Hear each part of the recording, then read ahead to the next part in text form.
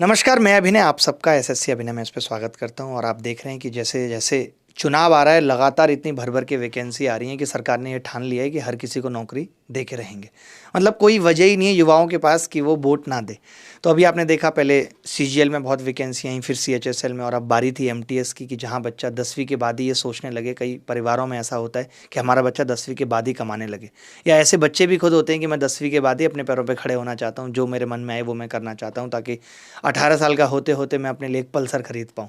और उसी के लिए सरकार ने या एसएससी ने एमटीएस की इतनी सारी वैकेंसी निकाली है कि अगर आप 10वीं पास कर चुके हैं ले दे के जैसे भी, तो आप एमटीएस का फॉर्म भर के एक सरकारी नौकरी ले सकते हैं। एमटीएस का मतलब आप सब जानते हैं, मल्टी टैलेंटेड सर्विस, जहाँ पे आपके अंदर सारे टैलेंट किसी भी प्रकार के हैं वो सब यूज होंगे जब आप सर्विस में आ जाएंगे।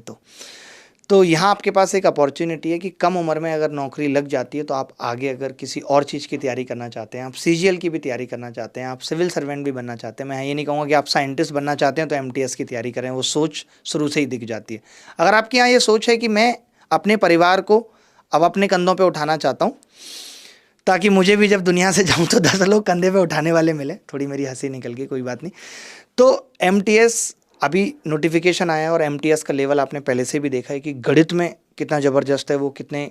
ज़बरदस्त लेवल के सवाल पूछते हैं। मैं अपने जीवन में अगर एक चीज़ सोचता हूँ कि कभी पूछूंगा तो एसएससी के चेयरमैन को मिलकर ही पूछना चाहता हूँ कि तुम्हारे गणित का पेपर कौन बनाता है एमटीएस का, क्योंकि तुम कभी वैसे सवाल सीजीएल मेंस में नहीं पूछ पाए, तुम कभी सीजीएल प्री में नहीं पूछ पाए, तुम आईएएस के एग्जाम में वैसे सवाल नहीं पूछ पाए जो तुम एमटीएस में पूछते हो। आखिर ऐसे कौन लोग हैं, क्या नासा से पेपर बन के आता है एमटीएस का? तो एमटीएस अपने आप में एक मुश्किल एग्ज़ाम होता है, लेकिन ये है कि यहाँ पे 25 साल से ऊपर वाला एग्ज़ाम नहीं दे सकता। यानी कि जैसे आप देखते होंगे कि सारे एग्ज़ाम्स टीचर दे देते हैं और एक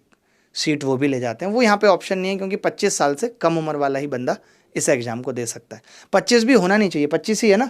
मेरे हिसाब से 20 होनी चाहिए थी, क्योंकि 10वीं अगर आपने पास की है तो 20 साल 18 साल बहुत है।